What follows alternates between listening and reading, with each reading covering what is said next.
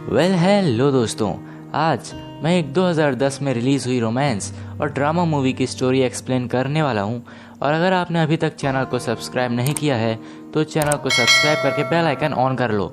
इससे चैनल पर आने वाली सभी नई मूवीज़ के नोटिफिकेशन आप तक सबसे पहले पहुंचेंगे। So let's begin with the movie room in रोम।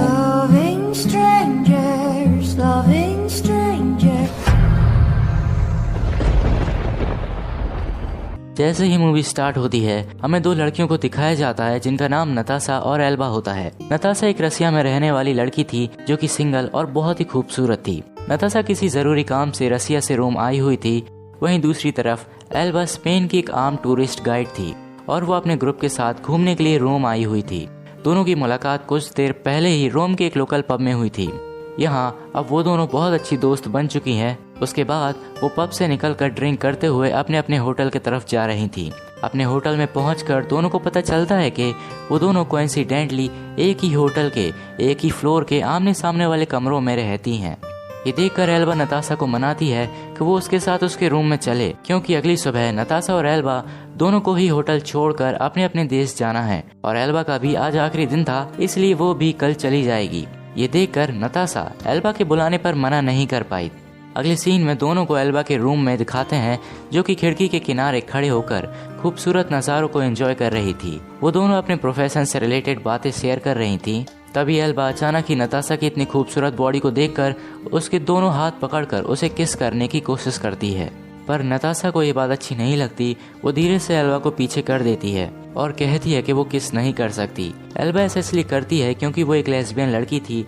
उसके दिल में लड़की के साथ इंटीमेट होने की फीलिंग्स थी। दरअसल नताशा एल्बा के साथ काफी घुल मिलकर बातें कर रही थी, इसीलिए एल्बा को एक गलतफहमी हो गई थी कि शायद नताशा भी एक लेस्बियन है, पर ऐसा नहीं था। पहले नताशा एल्बा की किसिंग वाली बात से नाराज हो जाती है, पर फिर वो इस सब के लिए मान जाती है। फिर एल्बा नताशा के कपड़े उतारती है, फिर दोनों एक साथ इंटीमेट होते हैं। फिर एल्बा के सोने के बाद नताशा उसे बिना बता ही वहाँ से चली जाती है।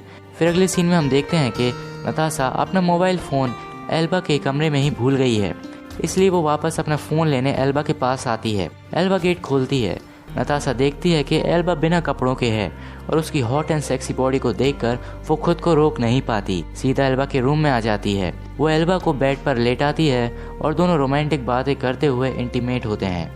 इंटीमेट होने के बाद दोनों आपस में ही सो जाती हैं। फिर अगले सीन में नेक्स्ट मॉर्निंग दिखाते हैं जहां दोनों के जाने का समय आ चुका था। यही चीज़ सोचकर दोनों बालकनी के किनारे बैठकर ब्रेकफास्ट करती हैं और आपस में अपने अपने राज शेयर करती हैं।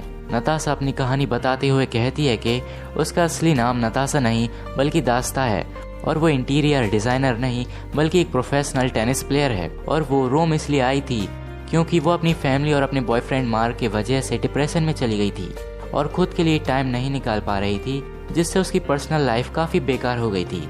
इन्हीं चीज़ों से दूर होने के लिए वो रोम घूमने आई थी। फिर एल्बा अपने बारे में बताती है कि आज से ठीक 2 महीने पहले उसकी जेनिफर नाम की गर्लफ्रेंड थी जिसे स्किन कैंसर था, पर उस पर ऑपरेशन के पैसे ना होने की वजह से वो उसे बचा नहीं पाई और उसकी मौत हो गई और उसी की यादें मिटाने के लिए वो यहाँ घूमने आई थी। फिर वो जाने से पहले एक बार एल्बा की बाथरूम में इमोशनली इंटीमेट होते हैं और समय होने पर होटल छोड़कर अपने अपने देश चली जाती हैं और यही मूवी एंड होती है। आपकी इस मूवी के बारे में क्या राय है हमें कमेंट्स में जाकर जरूर बताएं। And thanks for watching.